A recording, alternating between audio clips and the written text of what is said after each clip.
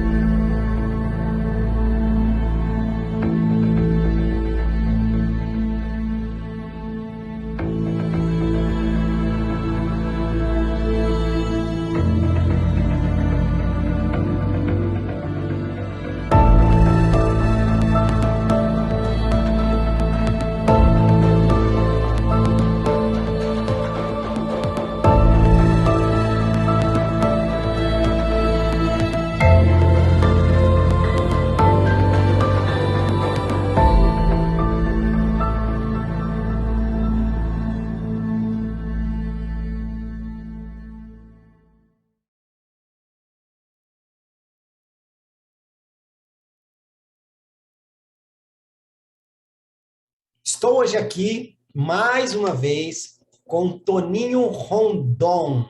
Eu sempre me embanando para falar esse Rondon, Rondal, eu já briguei na outra entrevista, né? Mas é Toninho Rondon, tá certo? Tá certo? Tá certo?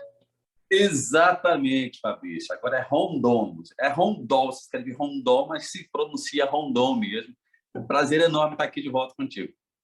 Gente, para quem não assistiu a outra entrevista, é só vir aqui, ó. Eu vou deixar um cardzinho aqui, tá? Vai direcionar você lá para a primeira entrevista que o Toninho fez aqui no canal. Lá tem a biografia dele, tem um monte de coisa que ele falou lá, respondeu um monte de pergunta, falou um monte de heresia e eu trouxe ele de volta aqui para falar um pouco mais de heresia para vocês aí. Estou muito contente porque ele aceitou o convite, só que agora ele vai estar participando dessa nova roupagem aqui do canal, essa nova proposta, né? Agora eu dei a ele um tema, né? O tema é livre, ele vai vir, vai conversar com a gente, vai compartilhar do conhecimento dele sobre esse tema e a gente vai tentar fazer um link aí com a visão do canal. Então fique por aí, né? Que vai ser heresia do começo ao fim. Toninho, muito obrigado. Obrigado. Eu sou discípulo do maior herege da história da humanidade, né? Um pouco mais de 2000 anos atrás aí nasceu o maior herege na face da Terra, que é conhecido como Jesus Cristo hoje, se tornou o maior herege para o sistema religioso da época. Tô nessa. Estamos juntos, misturado. Toninho, muito obrigado por você ter voltado, tá? Então, deixa aí as considerações iniciais, falando um pouquinho o que você vai trazer para a gente aí, e se você quiser já emendar, já emenda na temática já, manda bala. Beleza, Fabrício, hoje a gente vai falar um pouquinho sobre o sistema religioso e a Era da Graça, que foi inaugurada na celebração da Santa Ceia, celebrada por Jesus Cristo e os seus apóstolos. Esse entendimento da graça, o entendimento do sistema religioso da época, o sistema religioso que foi sendo construído a partir do terceiro, do quarto século, né, depois de Jesus, né, e como que a gente está vivendo hoje e como viver na era da graça hoje. Viver a era da graça hoje com o sistema religioso é um tremendo desafio, porque as pessoas não conseguem desvincular, na realidade, a graça do sistema religioso. Então, eu acredito que essa vai ser uma boa temática, né? Como você disse, para muitos isso acaba tendo um teor de heresia, porque a gente quebra, na realidade, cultura, a gente quebra conceitos que já estão formados aí há milênios, né? Pelo sistema religioso. E eu costumo sempre falar, pessoal, mas o que você vai falar sobre a religião? Cara, a palavra religião, eu sempre digo que a palavra religião é uma palavra boa, né? Que trata da sua ligação entre você e o Criador.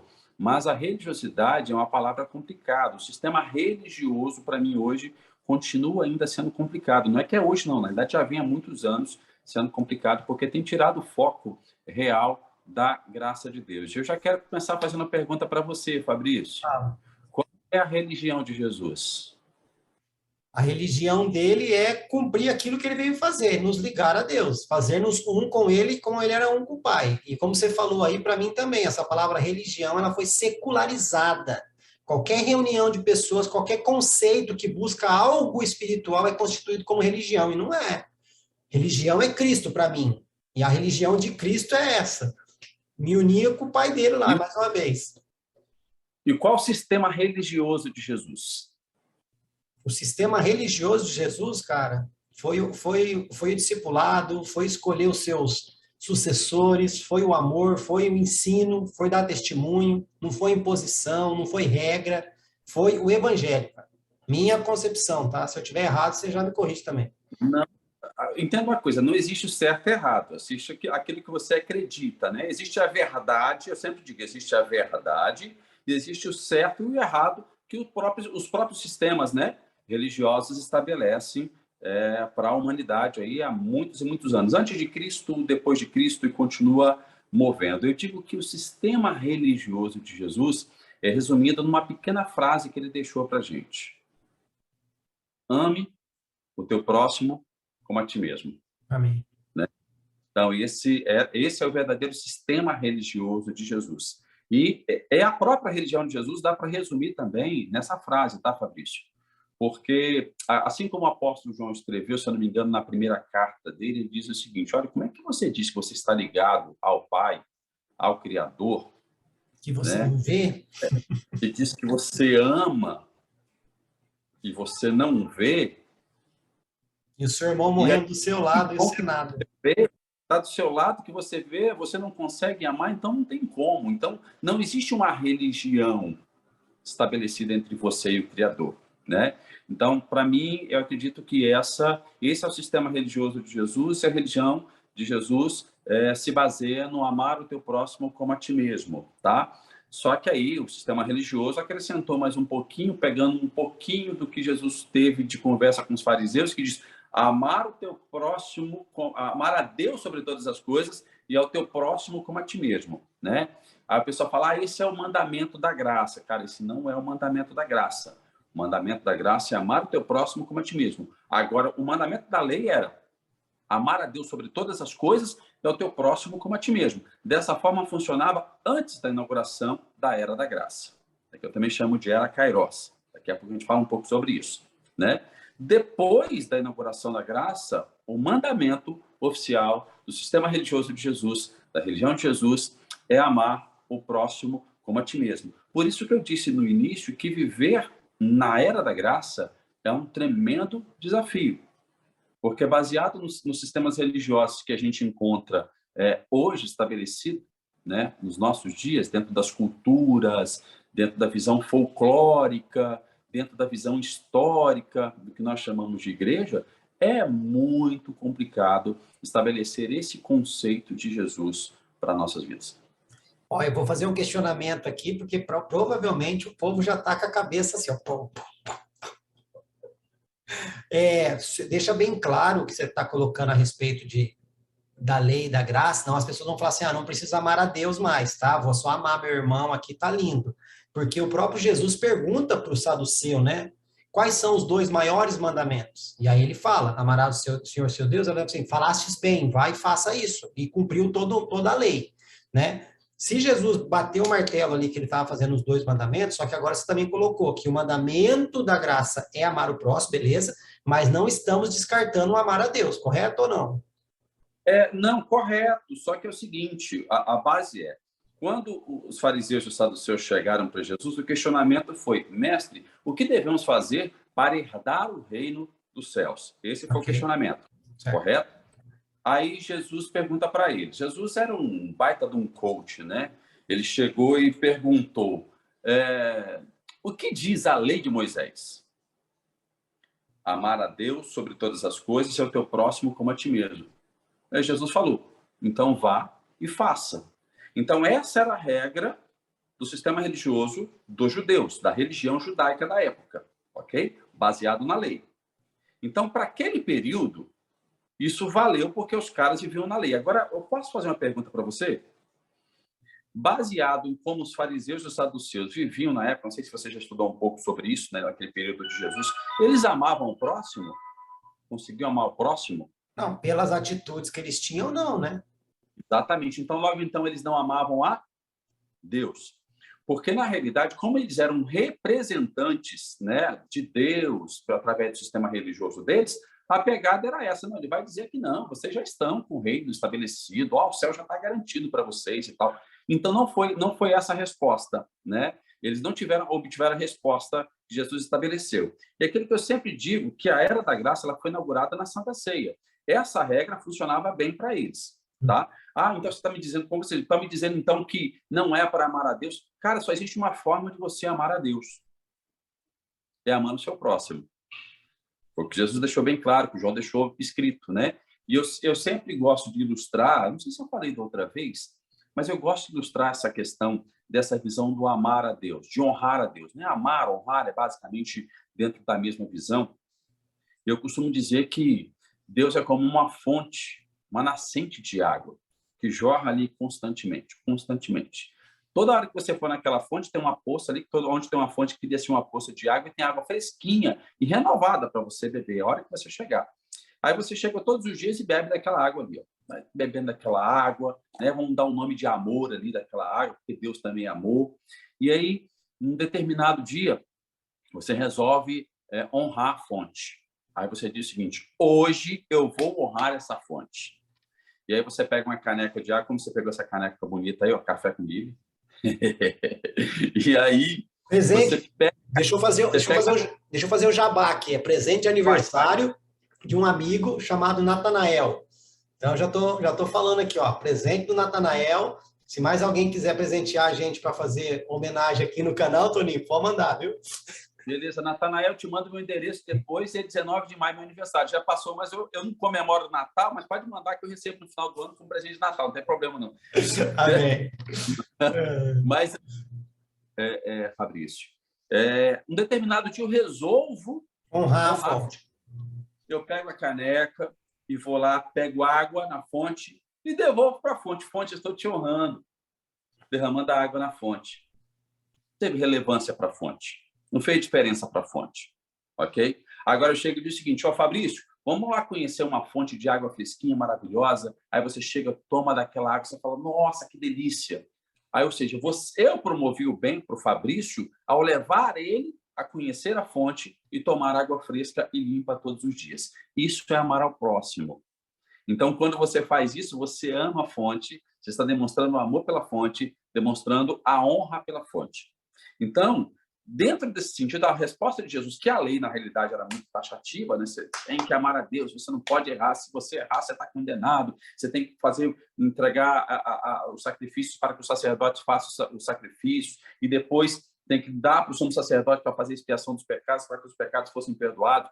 Então, isso, na realidade, era um conjunto de coisas que eram feitas para você conseguir, na realidade, demonstrar que você amava a Deus. Então, na graça já é diferente. Quando você apresenta o amor de Deus para a vida das pessoas, através de Jesus, através da ação do Espírito Santo em você, porque o fruto do amor, o fruto do Espírito Santo é o amor, né? E aí você adiciona com a sua fé, que é o fruto do homem a fé, o fruto do Espírito é o amor, casando os dois juntos, você realmente está vivendo a era Kairos, a era da graça, e aí o céu se manifesta, o reino se manifesta. Então, a conquista do reino, ela não está baseada simplesmente em quando você morrer ou quando você ressuscitar, que aí eu vou herdar, vou viver eternamente. Não, a conquista já foi estabelecida, o reino está dentro de nós e a gente precisa vivê-lo agora, tá? Isso é a graça de Deus, né? Então, a partir do momento em que eu coloco o mandamento da religião de Jesus, o sistema religioso de Jesus, e analiso com que aquilo que a gente está vivendo hoje, até mesmo que está sendo pregado, que está sendo cantado, cara, sabe? Daqui a pouco eu vou falar a respeito dessa questão da música. A música é um problema, tá, Fabrício? Hoje, para aqueles que querem entender um pouco de Deus, a música atrapalha muito. Perdão, não a música, as letras, né? As poesias, as letras colocadas nas canções acabam atrapalhando muita gente, né? Então, a gente continua vivendo uma era onde nós temos informações, onde a verdade está chegando, realmente a verdade está chegando para haver esse período de libertação de mente das pessoas, mas a gente ainda encontra essa terrível barreira religiosa que perpetua, né, por muitos anos, como eu sempre digo, a partir do quarto século, que começou de uma forma pesada isso, e todo o sistema religioso hoje está embasado no que foi estabelecido nesse quarto século, tá? Que foi com a base profana, né? E a igreja cristã, evangélica, protestante, ela está em cima de uma base, de certa forma, né, ainda profana, entendeu? E quando você chega dizendo, cara, não é por aí, você se torna um herege por você não exaltar o sistema e sim exaltar a obra de Cristo, né, e o evangelho dito, pregado e aplicado por ele para nossas vidas, entendeu? Então, a gente está chegando numa era onde o evangelho do reino está novamente sendo pregado, tá? E lembra que esse é um dos sinais do fim? Quando o evangelho do reino... O evangelho do reino, não é o evangelho que o homem acha que é evangelho, né? Exatamente, cara. Aí não tem para onde. A gente precisa entrar realmente o que é o reino.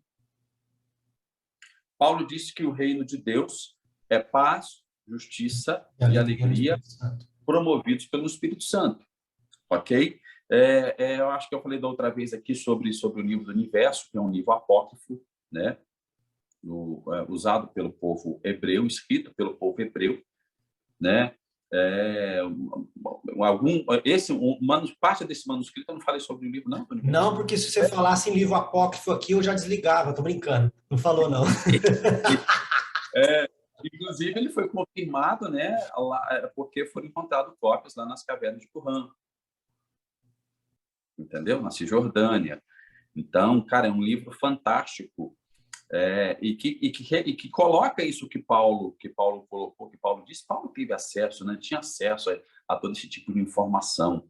Paulo era um cara inteligentérrimo, Paulo era filósofo, Paulo era poeta, Paulo era fariseu, Paulo era saduceu, Paulo era tudo na realidade, né? Era um cara que ele buscou muita informação e que ele tirou, na realidade, toda a cultura que ele tinha para viver a graça. Então, ele só não amava muito a galera que andava com ele, mas ele era gente boa. Fala para Marcos hoje. Ô Marcão, e aí, o que você achava de Paulo no início? Meu Deus! Mas eu percebo que se você analisar pelas cartas que foram escritas... Não, ele amou assim, amou assim. E algumas cartas também que não estão na Bíblia, que Paulo escreveu, tem algumas cartas sensacionais, sim, né, sim. que é a mesma base. Você vê a evolução de Paulo. Não, tá? ele foi melhorando, Deus foi quebrando ele no caminho. Tanto é que no final ele fala, gente, tragam Marcos, porque ele é muito útil para o meu ministério. Aquele cara que ele desprezou, Barnabé abraçou, depois a Barnabé, né, discipulou esse menino aí, depois ele volta.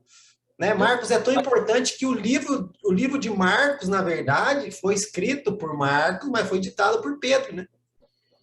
Exatamente. A gente vive melhorando a cada dia, né, Esse é o Fabrício? Quem imaginar? processo. Eu, há 9 anos atrás, entendeu? Eu falo nos últimos 9 anos, né? Atrás, onde eu resolvi literalmente mudar a minha mentalidade a respeito do reino de Deus, deixar de uma vez por todas o sistema religioso, né? Que é onde eu comecei a tomar as minhas decisões para isso. Cara, eu vejo o quanto que houve uma evolução, sabe? Então a gente está sujeito a isso. Paulo, você vê a evolução de Paulo do que diz a respeito da primeira carta, porque falar a primeira carta de Paulo aos Coríntios, na realidade aquela foi a segunda carta, a primeira carta não foi colocada, entendeu? Aí a segunda carta, na realidade, é a terceira carta de Paulo, que também não foi colocada nas Escrituras, né? Então, e por aí vai. Mas se falar a respeito do reino de Deus, como eu disse aqui, no livro do Universo ele traz essas qualidades do reino, essas qualidades de Deus, que é paz, justiça e alegria promovida pelo Espírito Santo, tá? Então é o seguinte, isso é o reino? Sim, se você tem paz, se você é uma pessoa com sentimento e consciência de justiça, que você foi justificado através de Cristo, e se você tem a alegria do Espírito Santo, ou seja, você tem o reino estabelecido e tudo é possível, porque você crê de forma correta. Entendeu? Deixa claro que essa justiça não é fazer justiça com as próprias mãos, viu, Toninho? Porque tem um povo matando os irmãos de uma tal forma aí que só Jesus. Não, então vamos lá. E o pessoal confunde muito isso. Vou te falar o meu conceito de justiça para justiça e juízo são coisas diferentes, né? Sim, acho que eu falei da outra vez a respeito disso. A melhor definição é: todo aquele que crer e for batizado será salvo. Justiça. Todo aquele que não crê já está condenado. Não é que Deus o condenou, é que ele resolveu não crer e não receber a justiça que traria a salvação. Juízo. Ok? Exatamente. Né? Então, ou seja, o juízo foi estabelecido a partir do momento em que você não crê, o juízo é estabelecido porque você não creu, não porque Deus quis te castigar. Né? Eu falei aqui a respeito da música em si. Hoje de manhã eu falei... primeiro que ontem, eu fui... Toda quarta-feira é dia da gente jogar nosso futebolzinho, dos músicos aqui. Mas crente pode jogar bola? Oi? Crente pode jogar bola? Rapaz, só não pode deixar de fazer gol ou deixar fazer gol e jogar na defesa. Aí não, isso aí tá desviar de Deus. Mas e os crentes que vai jogar bola e xinga o outro? Pode? Rapaz, vou te falar uma coisa. Eu nunca vi um futebol aonde crente não xinga. Não tem como. Eu tive um pastor que ele falava assim: moça, você tá namorando? Tá, vou dar 2 dicas para você. Vai assistir o seu namorado jogar bola e ver o jeito que ele trata a mãe dele. Depois você vê se você realmente quer casar com ele. Eu falo assim, eu não sou uma pessoa, eu não fui criado. A minha visão cultural dentro da minha casa, minha criação, não era permitido xingar, né? Eu podia falar nem merda. Isso, vou contar pro seu pai. Você acabou de falar. Não, era tapa na boca, tapa na nuca, pedala Robinho, entendeu? Era nesse naipe, não podia. Então, eu não criei esse hábito de xingar, entendeu? Então, mas no futebol de crente tem xingo, sim, que eu mais vejo. E às vezes eu morro de rir, porque o cara xinga com raiva ainda. Você fala, meu Deus do céu. E no domingo tá lá no louvorzão bonitão, mas não tô julgando ninguém não, né? Amém. Mano, vamos lá. Também tem meus erros e minhas falhas. Amém. Todos nós temos. O que eu estava falando mesmo? Eu estava falando... E você, toda semana você tem um rolê no futebol lá. Cada música. Você estava falando da música, aí você fez o link com o futebol com os músicos. Exatamente. Aí, um amigo chegou e falou, cara, você viu o fulano de tal voltou a cantar, um cantor gospel que tinha sumido da mídia, agora voltou de novo. Ele sumiu porque ele falou um negócio, um show que ele fez em Brasília, que revoltou a classe gospel e tal, não sei o quê, e tal. Não vou citar o nome dele aqui, mas daqui a pouco você deve imaginar quem é a figura. E aí, depois desse show, ele foi cancelado da internet, foi cancelado pelos crentes, né, que é a modinha do cancelamento. Sim. E aí, essa semana, um cara que tocava bateria com ele disse o seguinte, nossa, aquele dia ele chegou no camarim pra gente e disse o seguinte, olha, Deus pediu para que eu falasse isso no palco para escandalizar todo mundo e que agora eu vou passar 7 anos no deserto, vou ser cancelado, vou sumir e tal. Daqui 7 anos eu volto mais forte do que nunca. E aí, para que eu possa aprender a ser humilde. Aí eu ouvi aquilo, falei, cara, falou isso mesmo? Falou. Falei, cara, não foi Deus que falou com ele, não, ele é louco. O cara desse é maluco. Eu não vejo Deus botando ninguém no deserto. Como é que Deus ia dar o filho dele? Entendeu? Se Deus entregou o melhor que ele tinha, que era o filho, não vai dar também as outras coisas que são boas? Ele vai fazer com que você pague novamente um preço, para que você seja penalizado, para que você esteja dentro de um período, dentro de uma penitenciária de Deus, para você aprender. Aí eu falei, cara, eu não acredito nisso. Só que hoje, por curiosidade... Se fosse para se consagrar, né, Toninho? Podia até falar. E aí, cara, eu resolvi ouvir. Ele falou, mas o disco está muito bom. Resolvi ouvir o disco do camarada, que foi gravado ao vivo e tal. Realmente, com a qualidade, não tem o que falar, né? Um dos comentários do cara foi que ele estava acima da média. E hoje eu falei, pô, realmente o cara está acima da média. Ele está acima da média, musicalmente falando, sensacional. Eu falei, nossa, espetacular. É gostoso de ouvir, né? Toda a questão da produção em si, dos arranjos em si, a banda dele é muito boa. Mas aí, quando eu analiso a letra, ele gravou corinhos antigos, músicas antigas, né? Eu trabalhei na equipe de produção do Matos Nascimento, na década de 90, toquei para o Matos Nascimento, meu amigão, irmãozão, gosto, amo demais. Só que hoje, por exemplo, eu não canto mais músicas, algumas músicas do Matos, que não dá porque foge dentro da minha visão, é daquilo que eu creio hoje. E aí ele gravou uma música e eu vi o pessoal todo alvoroçado com a música diz, quer vitória, vai chorando, geme e chora. Para muita gente, isso é a melhor coisa do mundo, vai chorar, cantar, vai chorar e vai esperar a vitória chegar. Eu falei, cara, por que você não pode esperar a vitória sorrindo? Porque o reino de Deus é alegria no Espírito Santo. Por que eu tenho que esperar chorando se o reino de Deus é alegria no Espírito Santo? Você está entendendo o que eu te falo, o que a música faz? A música, a psicologia musical nos diz que a música mexe com os nossos pensamentos, que gera os sentimentos e vai gerar as nossas ações. Então, daqui a pouquinho você está acreditando que quanto mais você chorar, mais abençoado você vai ser por Deus. Você vai virar um crente chorão, um crente amargurado, um crente deprimido. E por aí vai, você não estabelece o estado de graça na sua vida. Está entendendo, Fabrício? Então, e o sistema religioso permite isso. O sistema religioso consome isso. O sistema religioso precisa disso. Precisa disso. Entendeu? Assim como foi no período da pandemia, as mensagens, todo mundo diz, não, a pandemia veio, essa doença, esse vírus veio para despertar a igreja, chamar a atenção da igreja, é um juízo de Deus. Cara, isso não é juízo de Deus. Isso é consequência de atos maus dos seres humanos, dos homens. Entendeu? Então, o mau juízo que é feito de Deus pelo próprio sistema religioso.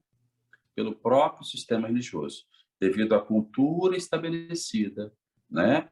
Aquilo que eu não sei como é que foi a sua criação quando criança, mas meu pai e minha mãe, durante o meu período de infância, olha, não faz isso que Deus castiga. Papai do céu está olhando, hein?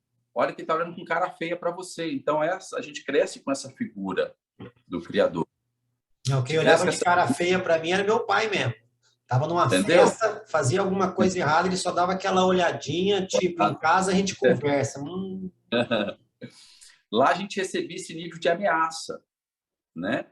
Na criação cultural religiosa, né? Cristã que eles tinham. E isso faz com que você se afaste de Deus como filho. Porque você não quer um pai mau. Nem o filho gosta de um pai que bate, que castiga, né? Então, isso está impregnado hoje dentro do sistema religioso e impede as pessoas de viverem a graça de Deus. Entendeu? Então, quando o escritor de Hebreus, que eu acredito que seja Paulo que escreveu essa carta para os Hebreus, hoje até estava batendo um papo com o meu sogro, Tem muita gente que confunde hebreu com judeu, né? São duas coisas distintas. Daqui a pouco eu falo um pouco, tá? Uma diferença de hebreu, do judeu, do israelita, tem diferença, né? E aí, Paulo, quando escreve aos Hebreus, ele diz que a ordem sacerdotal de Jesus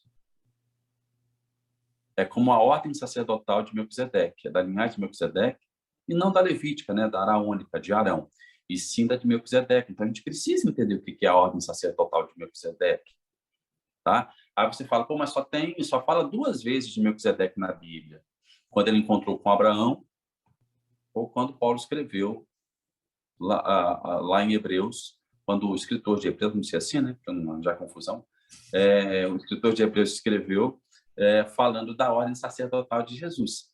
Só que, para eu ter um entendimento da ordem sacerdotal de Jesus pelo entendimento da graça, eu preciso entender que Abraão vai ao encontro de Melquisedeque, junto com seus homens, e aí o que acontece? Abraão entregou o dízimo primeiro e depois Melquisedeque o alimentou, ou Melquisedeque os alimentou e depois ele entregou os despojos à guerra? Primeiro alimentou. Primeiro alimentou com pão e Água. vinho. Pão e vinho, E água. outra coisa, não foi só isso. Quando Melquisedeque foi ao encontro de Abraão, a bênção já estava reconhecida. Bendito seja Abraão, filho do Deus Altíssimo. Ok? Colocou Abraão no posicionamento de filho do Deus Altíssimo. E deu pão e vinho. Ok? É uma simbologia até mesmo da nova aliança feita por Jesus, né? Que viria, né? Um prenúncio, na realidade, da nova aliança. E aí, depois que Abraão se fartou, prosperou junto com todos os seus homens, ele, eu vou entregar o despojo de guerra. Aqui o dízimo do despojo de guerra, né? Isso para que Melquisedeque também tivesse depois a continuidade para as próximas pessoas que chegassem ali terem pão e vinho para que ele pudesse oferecer. Então, a ordem de Melquisedeque é, não, você é abençoado, e depois você reconhece que você é abençoado. Ok? Então, existe eu sou, por eu ser, eu tenho. Tem um cara que canta uma música com esse tal de Eu Sou aí, conhece? Rapaz, ele inventa umas coisas dessas, herege do caçamba, esse cara. E aí, na ordem sacerdotal de Arão, a levítica, né, era diferente. Você tinha que entregar primeiro o seu dízimo para que você fosse abençoado pelo sacerdote. De Melquisedeque, não. Você é abençoado pelo sacerdote, por isso você entrega. Então, você vê que tem uma inversão aí estabelecida. E a igreja, a maioria das igrejas cristãs hoje estão ainda segundo a ordem sacerdotal de Arão e não de Melquisedeque. Você está entendendo? Entendo. Então, por isso que eu digo a era da graça e o sistema religioso. Porque a partir do 4º século para cá é que foi estabelecido que foi inserido na realidade, porque até então a igreja, até o ano 300 depois de Cristo, estava tranquilo, era puro relacionado a esse nível de pensamento. Aí, em 313, quando a igreja tornou Estado, né, institucionalizaram a igreja, criaram só uma igreja, não foi só uma igreja, na realidade, né? Criaram um sistema religioso universal, pegaram um pouquinho do judaísmo, pegaram um pouquinho do islamismo, pegaram um pouquinho do paganismo grego e pegaram um pouco daquilo que era a igreja, né? E inventaram essa famosa igreja universal aí, que é o verdadeiro ecumenismo começou aí, né? Tem medo do ecumenismo. Não, a igreja é ecumênica. A igreja cristã é uma igreja ecumênica, até mesmo pelas práticas que são estabelecidas. Entendeu? Abraão, quando foi reconhecido, vamos falar aqui um pouco, que eu falei que ia falar, vou tirar a dúvida do pessoal, porque de vez em quando eu falo aqui hebreu, outra hora eu vou falar israelita e outra hora eu vou falar judeu, porque é de acordo com o entendimento de cada um, uma nomenclatura dada a todo mundo. Hebreu, na realidade, são os descendentes de Éber. Éber foi filho de Sem, que era filho de Noé, ok? Então, todo mundo que veio da linhagem de Éber, todo mundo veio da linhagem de Éber. Então, todo mundo é hebreu, lá do povo de Abraão, porque descendente de Abraão era descendente de Éber. Então, todo mundo era reconhecido, Abraão é um hebreu, porque é descendente de Éber, ok? E aí Abraão teve Isaac, que teve Jacó, que depois teve o nome mudado para Israel.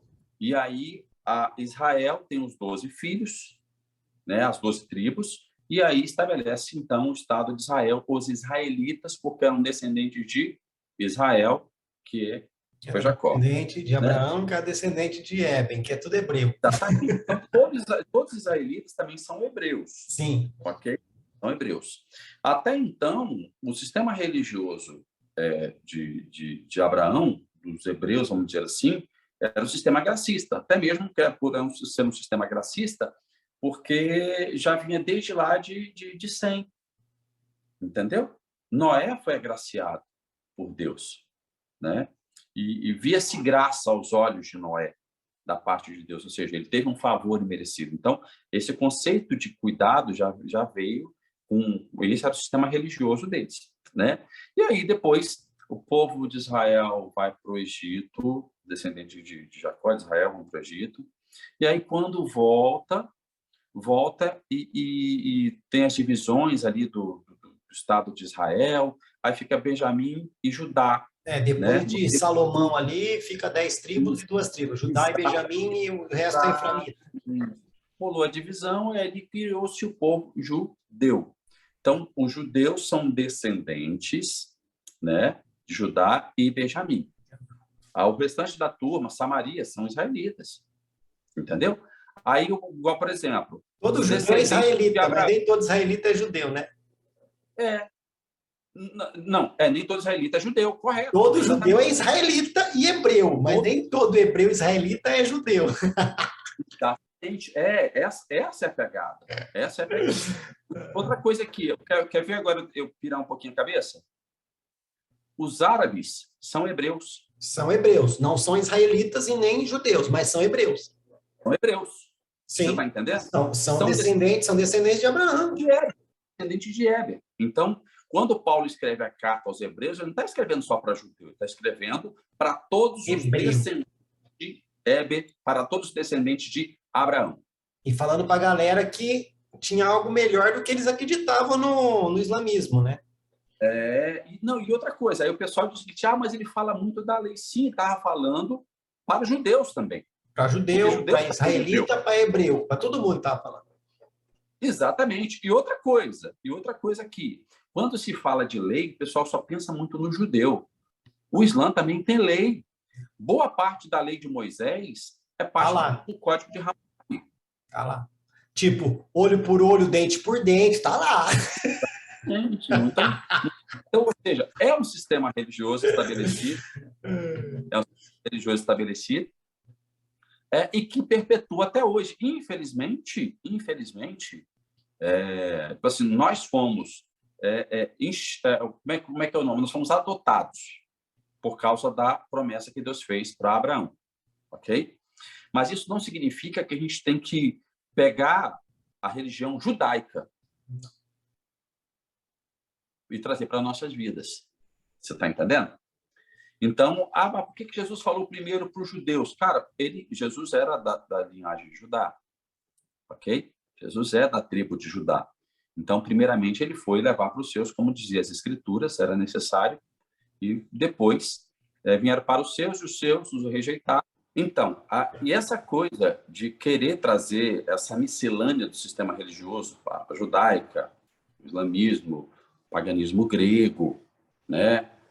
O misticismo para dentro da igreja, tem se perpetuado e tem complicado a vida de pessoas que querem ter o entendimento da graça. Porque, querendo ou não, essa carga religiosa, ela traz um peso de condenação terrível, Fabrício. Terrível. Sabe? E acaba as pessoas não vivendo o que precisam viver na era da graça. Okay? Deixa eu te fazer uma pergunta, tá? Eu não concordo com essa encenação de arca, eu não concordo com essa questão da pessoa estar vestida com a roupa de judeu, porque o cara nem é judeu. Não concordo com essa história, eu sou um levita, querido, você não é descendente de Levi. Mas uma coisa que eu pergunto, uma coisa que eu tenho olhado, tenho buscado olhar, são coisas memoriais. Por exemplo, a ceia é um memorial, concorda? Concordo? As festas, elas são memoriais. 4 se cumpriram na primeira vinda de Jesus e 3 vão se cumprir na segunda vinda. As festas, elas ensinam e apontam para a graça. É errado as pessoas praticarem as festas que não são judaicas, são bíblicas, porque 4 seria memorial do que Jesus já cumpriu. 3 ainda é uma espera que as pessoas têm daquilo que está profetizado nas festas a respeito da segunda volta. Na sua visão, quais foram as 4 que se cumpriram? Pentecostes? Primícias, Pentecostes, Uhum. os pães ázimos e eu acho que Sucote. Eu não tenho certeza se a quarta é essa. Tá. Sucote é a festa da colheita, né? Então, antes do Pentecoste. Porque Uhum. fala que Jesus foi a primícia, ele foi o pão ázimo, ele foi a colheita e depois o Pentecoste. Aí falta mais 3 Tá. agora, que é o ano do perdão, tal. Eu, depois da Covid, a memória às vezes falha em algumas palavras. Não, Eu mas estou isso aqui buscando aqui. é só uma dúvida, não é para atrapalhar o que você está falando, não. Por que eu estou falando isso, Toninho? Porque tem uma festa que é celebrada, alguns cristãos celebram, principalmente o pessoal da visão celular celebra muitas festas judaicas, Não, ok? festas bíblicas. Tá, então, Não é porque os judeus praticavam, porque eles continuaram com a lei, acabamos secularizando e falando que as festas são judaicas, mas elas são bíblicas, né? mas na realidade, por que elas são judaicas? Porque elas foram estabelecidas dentro da religião judaica. A Não, gente não tem como fugir disso. não. Ela foi estabelecida dentro da religião levítica para todo Israel. Só que depois 10 tribos caiu fora e só os judeus continuaram a praticar. Correto. Mas foram estabelecidas dentro da lei. Uhum. Eram festas que vieram e foram estabelecidas dentro da lei. Por exemplo, Pentecostes. Você sabe como que foi estabelecida a festa de Pentecostes?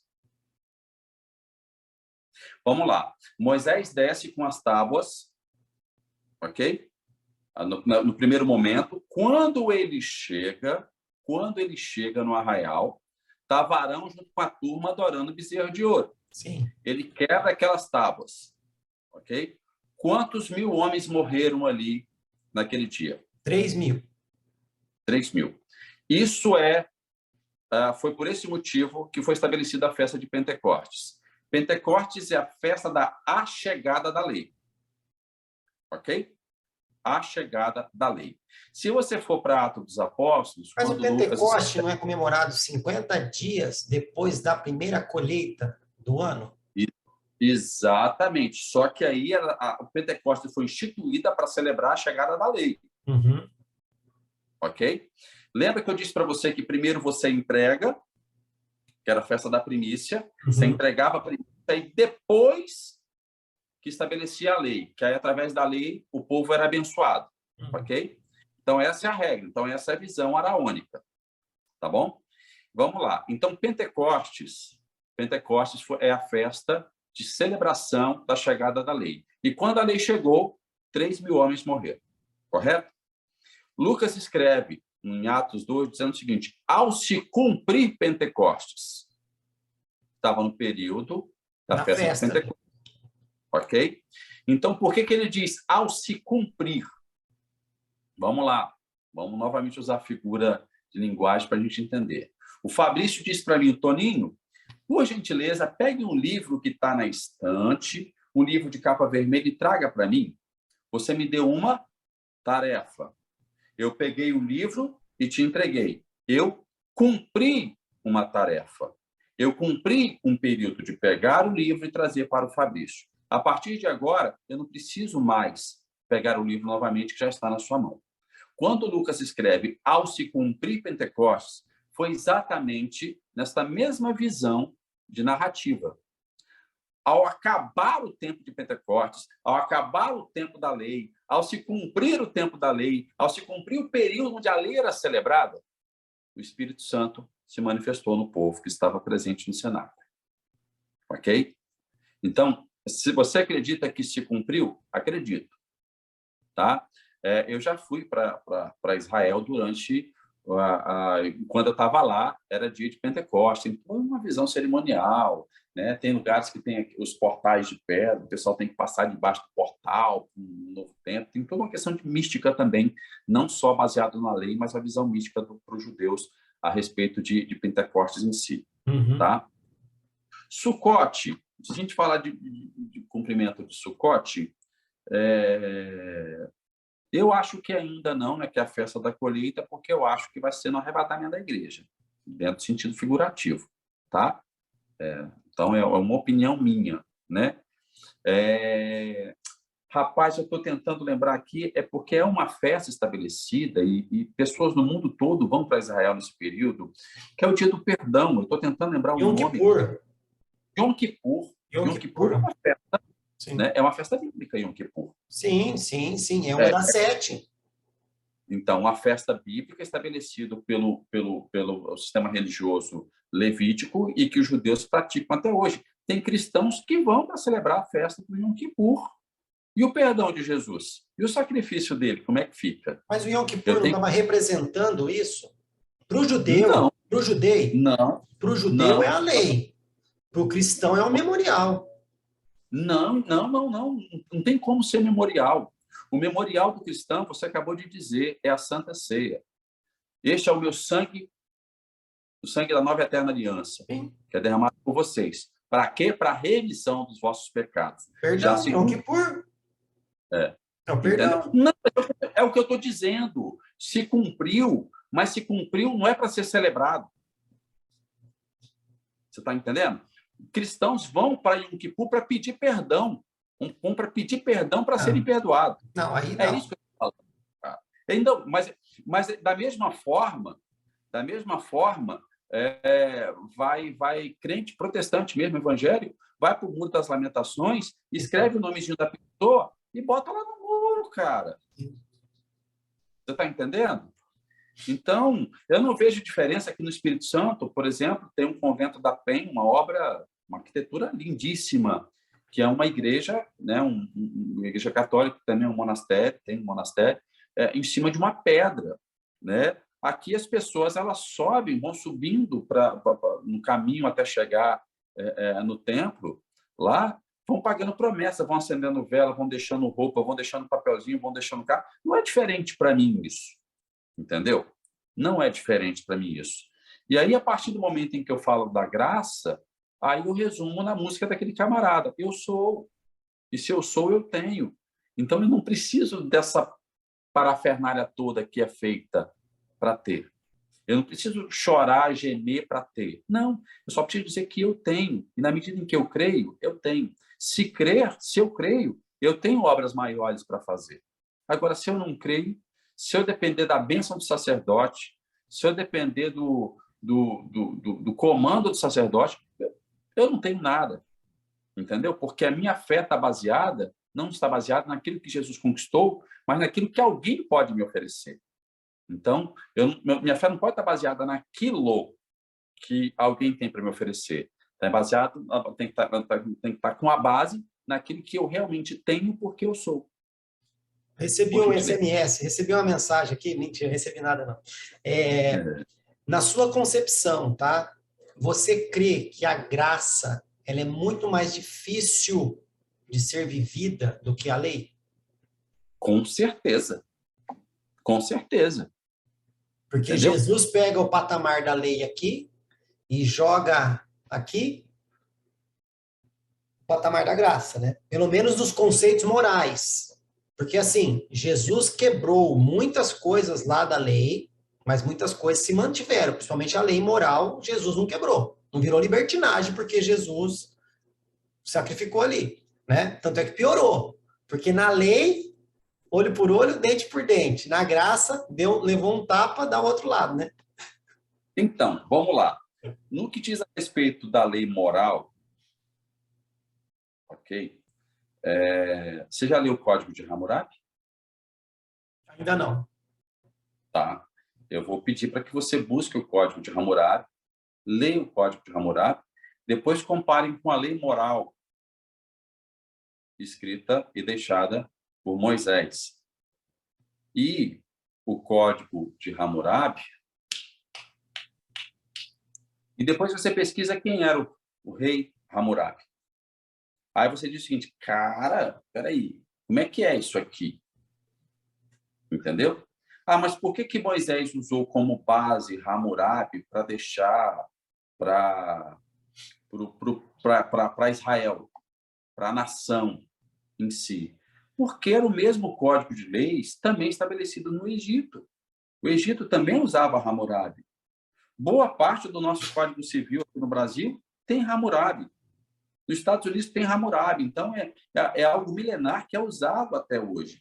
Então, antes de eu divinizar, antes de eu profanar ou divinizar algo, eu preciso conhecer a raiz do que é. Então, se eu analisar por esse aspecto, as leis que são morais são válidas, tá, Fabrício? Elas, para mim, são profanas por causa de quem escreveu. Ah, não estou falando de Moisés, estou falando de Hammurabi. E aí, como é que fica nessa história? Então, a gente realmente precisa filosofar. A gente precisa parar para pensar. E, principalmente, a gente precisa contextualizar. Você está entendendo? E aí, quando eu falo da questão da lei moral, ok? Baseado com o Evangelho da Graça. A mulher que foi pega em adultério e lançada aos pés de Jesus. Pela moral, ela tinha sido apedrejada. O que Jesus fez? A perdoou. Zaqueu, Mas pela lei... Ele perdoou, mas ele falou o que da lei? Queridão, vocês querem cumprir a lei na vida dela? Comece cumprindo a lei na vida de vocês. Se tiver alguém justo, se tivesse algum justo ali, Jesus acho que não teria perdoado a mulher. Ela seria apedrejada. Ele sabia que não. Sim, então, sim. É por isso que ele veio, porque ele falou assim, tá vendo? A lei não resolve. Por mais que seja bom código moral, não vai resolver. As pessoas vão transgredir. Como você disse, é óbvio que Paulo até falou a respeito disso. Cara, a graça não é para você viver uma vida de libertinagem. É para entender que quando você errar, existe um perdão já estabelecido para a sua vida. E na medida em que você reconhece esse perdão, você passa, de certa forma, a ser mais grato. E na medida que você é mais grato, você erra menos. Cientificamente é provado que quanto mais grato você é, menos você vai errar. Entendeu? Então, essa é uma base assim, que eu acho maravilhosa da graça de Deus. Entendeu? Eu te falei, o cara que mais entendeu sobre a graça de Deus dentro do meu conceito, pelo que eu já li, né? Assim, logo o início da igreja foi Paulo. Cara, e Paulo errou pra caramba. Entendeu? Paulo errou pra caramba. E como eu disse, Paulo usou menato, cara, para escrever parte das cartas dele, como ensinamento moral, ou seja, novamente o profano sendo usado para um ensinamento moral e acaba hoje vive-se como doutrina isso, né? As más conversações ou as más companhias corrompem os bons costumes. Isso é menato, isso é comédia grega. Tá entendendo? Então, quando a gente fala a respeito da graça, tem que ter um filtro. E esse filtro é anti-sistema religioso. Porque se você for pelo sistema religioso, vai dar ruim para você. Você não vai conseguir ter um entendimento da graça. Entendeu? Você não vai conseguir entender sobre o reino de Deus. Você não vai conseguir pregar o evangelho do reino de Deus. Sabe? Então, pega esse gancho aí e já fala para a gente, porque o nosso tempo já está no... Só pega esse gancho aí e já vamos entrar na questão da importância desse entendimento, na sua visão, para a igreja nesses últimos tempos, últimos dias, ou para os últimos dias. Então, vamos lá. Como eu disse no início, o fruto do Espírito é o amor. E nós seremos reconhecidos como os discípulos de Jesus se amarmos uns aos outros. Bem claro. Então, seja, eu tenho uma doutrina.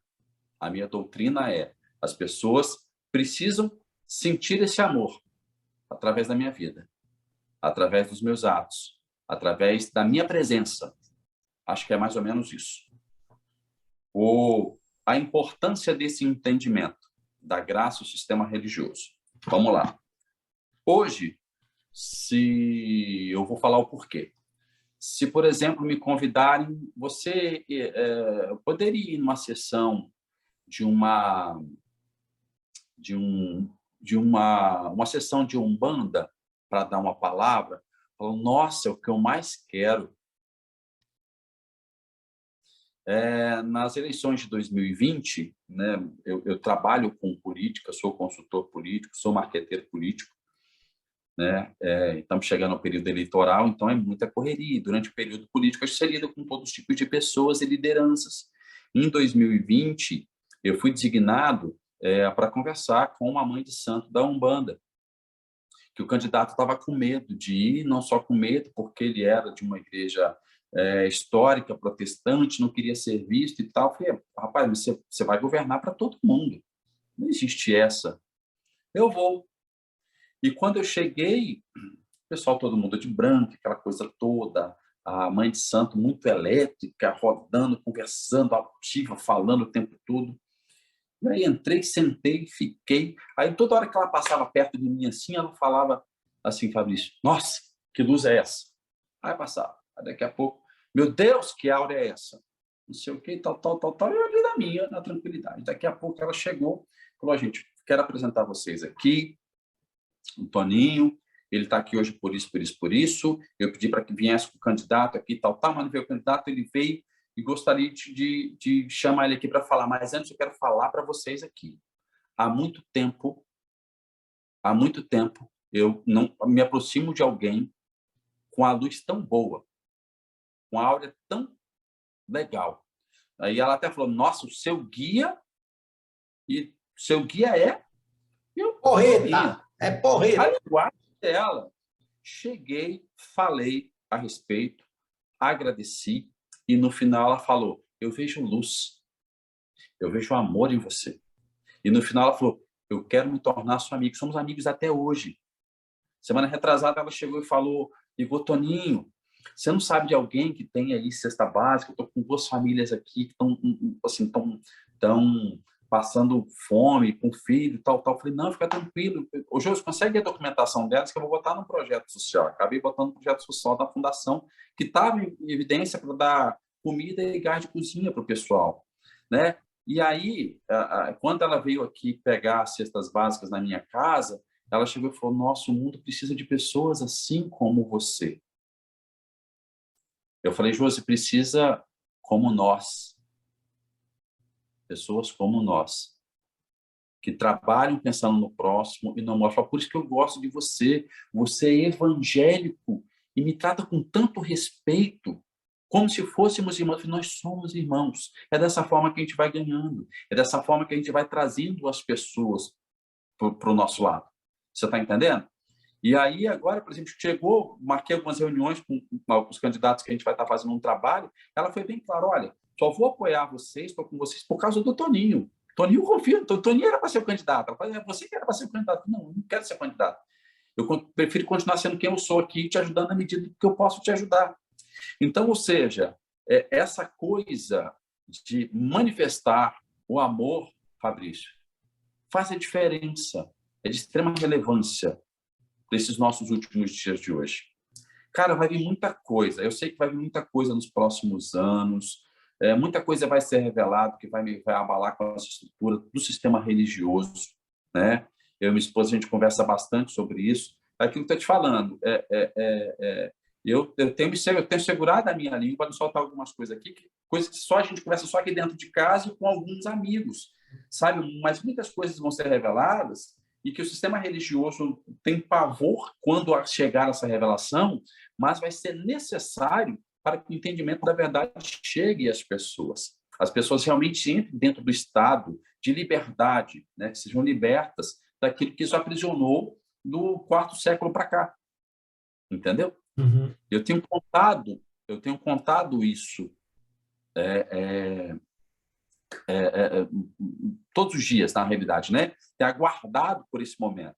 Porque eu acredito que as pessoas vão se sentir muito mais amadas, o reino começa a ser explorado e manifestado da melhor forma possível, né? E as pessoas vão enxergar essa figura paterna, amorosa do Criador na vida delas, que é o que Jesus realmente veio fazer e que ficou 200 e poucos anos aí funcionando bem, e depois isso foi roubado, isso foi tirado, a partir do momento em que o sistema religioso de Jesus foi adulterado por o sistema religioso do homem.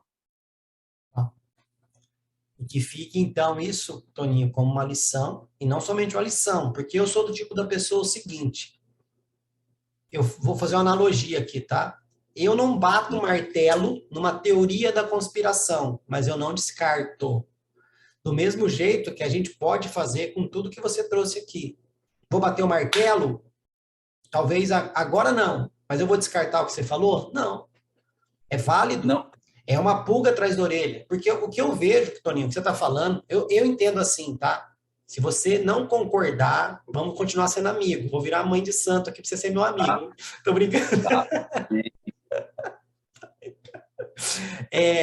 Cara, eu não consigo ver a igreja que está na Bíblia, em Atos. Eu não consigo ver essa igreja doente, fraca que a gente vê hoje. Eu não consigo. Por quê? Alguma coisa se extraviou. É muito poder liberado sobre essa comunidade, que não está sendo usufruído. Exatamente. Muitas pessoas estão indo para o inferno. Lembra de Vasti e Esther? Para mim, o livro mais sensacional da Bíblia é Esther, para mim. Porque ali está dizendo o seguinte: noiva, vem se apresentar para o mundo, né? Quando o Assuero chama ela, vem aqui que eu quero apresentar você para meus amigos, para os governantes, para os outros reinos aqui. Ela se recusa. Deus levanta tira Vasti e levanta Esther no lugar, né? Eu confundi no início aqui. Vasti não quer olhar, porque ela está se recusando a se apresentar como a rainha, como alguém casada com ele. Ele deserda essa daí, cai fora e traz outra. E eu vejo que o mundo está esperando a manifestação dessa rainha, né, que está aí pouco se lixando, presa dentro das suas paredes, o mundo caindo lá fora. Toninho, Fabrício, tá? Eu não consigo entender uma igreja que está num bairro fazendo arrecadação para manter uma obra missionária lá na África. Eu não estou dizendo que não deve ter lá na África. Mas e aqui no bairro onde ela foi instituída? Não é lugar de missão? Primeiro ganhar essa rua, ganhar a confiança desses vizinhos, e depois poder ir para a rua de trás. E se na rua de trás tiver outra igreja, se unir a essa igreja, não estou dizendo no sentido ecumênico, mas no sentido de irmandade, de amor, de respeito, e essa igreja trabalhar para que essas duas ruas sejam ganhas para Cristo. Mas vamos para o próximo quarteirão, lá tem uma terceira igreja, se una àquela igreja, e vamos ganhar esse quarteirão. Vamos fazer algo para a sociedade, sem pensar nada em troca. Fazer um mutirão, sabe, Toninho? Ir para a rua, pintar a parede que está destruída na calçada de um cara, arrumar um portão, entrar na casa da pessoa, carpir. O que vocês querem? A gente não quer nada. A gente vai fazer uma reunião à noite ali, se você quiser participar, também. Se não quiser, acabou. Essa é a minha visão de igreja. Mas não, o pessoal se trava ali dentro, é uma igreja brigando com a outra, a comunidade se destruindo. Isso não é igreja. Isso é comunidade espiritual. Quando se abre hoje uma denominação, qual é o projeto da liderança dessa denominação? Crescer. Trazer gente. Termos um grupo a ponto de podermos comprar um terreno e construirmos um local para reunir. A partir dali, nós vamos ampliar e construir mais locais assim como esse. E daqui a pouco poder dizer, bater no peito, nós somos a maior denominação, nós somos o maior povo, nós somos a maior igreja. Maior em quê? Em estrutura. Em número. Estrutura. Em número. Né? você vai competir aí com a Igreja Universal Milenar, vai competir com as igrejas protestantes históricas e por aí vai, entendeu? A gente sabe que, na realidade, se a igreja cristã, todas as igrejas cristãs hoje, se pegasse a riqueza dela hoje, concentrasse num local e fizesse algo para mudar a vida de pessoas, mudaria a vida aí de mais da metade do mundo. A gente pode pegar todas as instituições religiosas se fizesse isso, né? Todas, se fizessem isso, acabaria com fome no planeta. Mas você está preocupado com isso?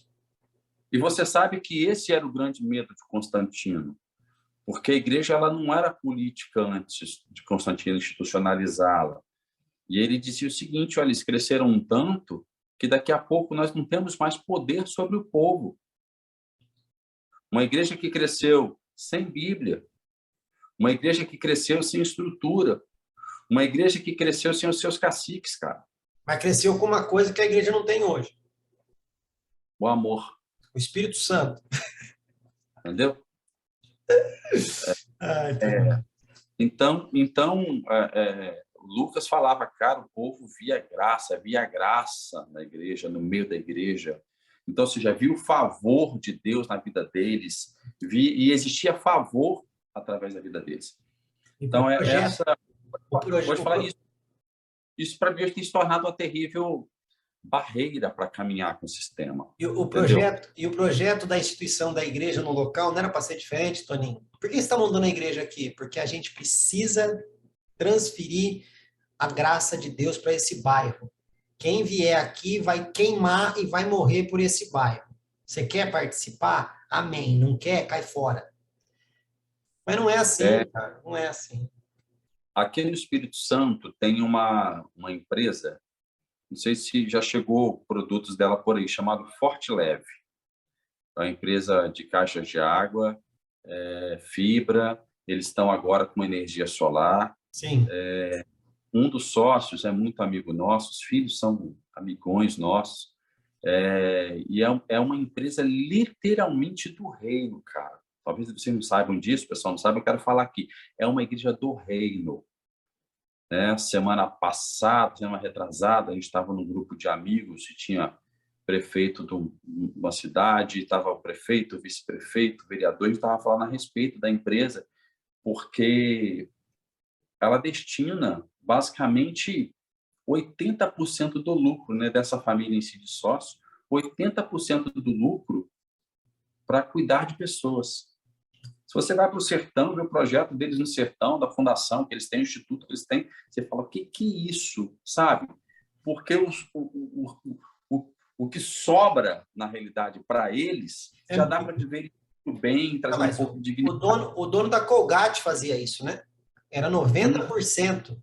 90%. Ele distribuía e vivia com... Óbvio, né, Toninho? Óbvio. Vamos entrar num consenso aqui também, né? É que esses 10% para ele era algo extraordinário. Uma pessoa que tem um salário mínimo não consegue, só por milagre, viver com 10% do salário mínimo, né? Mas é a questão da gratidão e do entendimento que é possível fazer mais pelo mundo, né? Pelas pessoas. Mas é orar a Deus para que esse coração de ajuda, esse coração de generosidade aí seja expandido, né, Toninho? E eu sei que você tem muito para entregar. Eu ficaria aqui horas e horas conversando com você, mas para que o povo não olhe ali e fale, nossa, 2 horas de entrevista, eu não vou assistir, eu vou pedir para você fazer as suas considerações finais e a gente se despede, meu querido, por aqui, tá bom? Fabrício, mais uma vez eu quero agradecer o convite, né? E sempre me colocarei à disposição para todas as vezes que for chamado aqui no seu canal. E tem testemunho, hein, Toninho? Tem um monte de gente que vai assistir, eu quero saber. Pode chamar, que é bom que aqui no seu podcast eu posso falar o que eu quero. Então, por isso que eu vou chamar. Manda bala. Entendeu? Mas é exatamente isso, gratidão. Eu louvo a Deus pela sua vida. Espero que quem esteja nos assistindo, de alguma forma, possa ter sido edificado, que o mesmo Espírito que habita em mim, habita em você, também habita nelas, que isso possa haver aí uma consciência, uma unidade de consciência junto com o Criador, Eu acredito que o Espírito Santo é essa grande consciência, tá, de Deus que está sobre a gente e que nos une em pensamento, em sentimentos e ação, que nós chamamos de exercício do Evangelho no reino de Deus. Muito feliz de estar aqui com você, mais uma vez, gratidão. Eu até falei para minha esposa que agora eu preciso que Deus me dê graça para eu poder viajar para todos os lugares que eu já entrevistei pessoas que eu quero tomar um café, tete a tete, com todo mundo. Aí no Espírito Santo você está sabendo, se eu for para aí, meu querido, eu quero café. Aqui você vai comer a muqueca capixaba. Amém, amém. Tem problema. Toninho. E eu vou preparar para vocês servir na mesa da minha casa. Amém. Tem testemunha, meu amigo, o nego vai ouvir. Cara, pelo menos uma pessoa eu vou fazer ouvir esse vídeo. Nem que seja o finalzinho, só para ela ser testemunha. Toninho, muito obrigado mais uma vez. Em nome do canal, nós agradecemos aí mais uma vez pela sua disposição, pelo carinho, pela ajuda que você deu para a gente quando você veio a primeira vez, compartilhou, fez story, e amém. Cara, que Deus abençoe a sua vida, abençoe a sua casa, como já tem feito, e continue trazendo essa luz, né? Mostrando o seu guia para a galera aí, né? Mostrar que o seu santo é maior que o santo da galera. Não, mas já me falaram isso. Mano, o seu santo é diferente. Eu falei, meu santo é porreta. Mas amém, meu querido. Muito obrigado. Em nome do canal aqui, nós estamos muito felizes e vamos ficando por aqui. E se tiver uma próxima oportunidade, com certeza você será convidado. Tá bom? Toninho, Deus abençoe. Muito obrigado. Tchau, tchau.